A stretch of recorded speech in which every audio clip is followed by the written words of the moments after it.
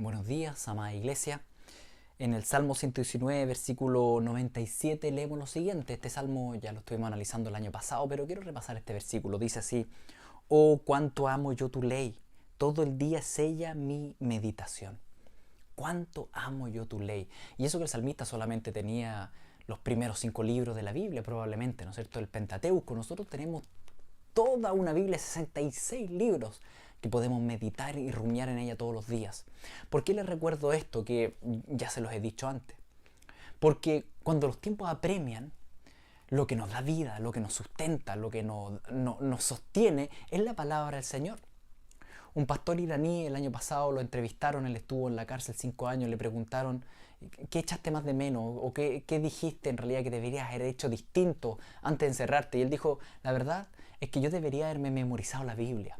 Porque cuando estaba en la celda, que estuvo 5 años, y por un año estuvo en una celda de 1 metro por 2 metros, es decir, realmente chico, él dijo, lo que me sostuvo eran los pocos versículos que sabía. Si hubiese sabido más.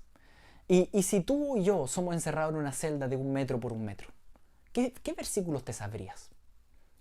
Fíjense que tenemos el privilegio hoy en día de tener la Biblia en español.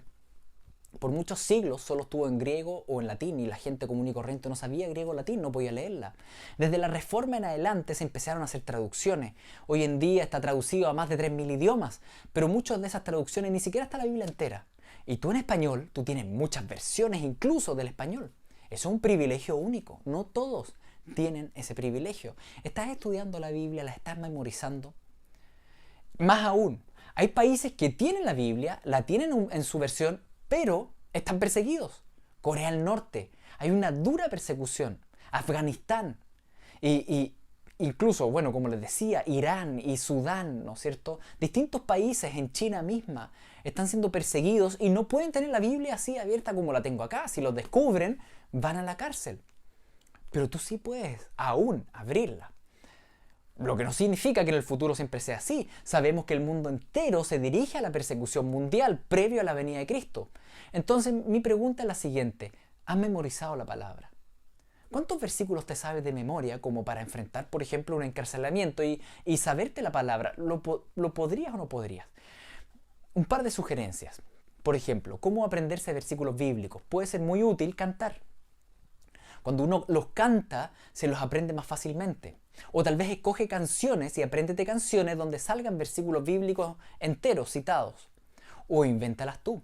Lo otro que te podría servir es memorizarte los 66 libros de la Biblia por orden y así tú tienes más o menos la estructura de la Biblia para recordar ciertas cosas y después de que tengas memorizado todos los libros, memorizar tal vez la cantidad de capítulos que tenga cada libro para tener más o menos noción de qué hay en la Biblia y así puedes rumiar en torno a eso. Eso sería, por ejemplo, una idea. El tema es que te esfuerces en meditar en la palabra del Señor y en crecer en la palabra del Señor. Hoy día tú aún puedes leer la Biblia, tú aún puedes meditar en ella todos los días. El salmista dijo, yo amo la ley, todo el día medito en ella. Y tú, yo, ¿estamos ocupando bien el tiempo?